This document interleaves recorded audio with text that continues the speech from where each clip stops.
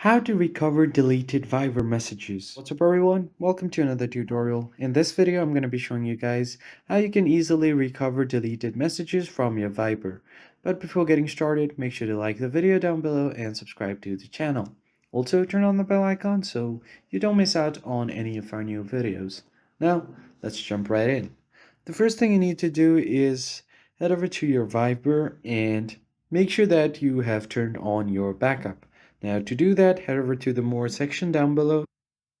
Now what you can do is go ahead and tap on the settings menu right here. Once you get to your settings, you just want to go ahead and tap on account and you'll have Viber backup. Now you'll have to choose an account for Viber backup, and you also can include videos and photos as your backup. Now it will be backed up on your Google Drive, so go ahead and tap on backup now, and all of your messages will be backed up right here. So if you have not backed up previously anything, then you won't be able to recover it.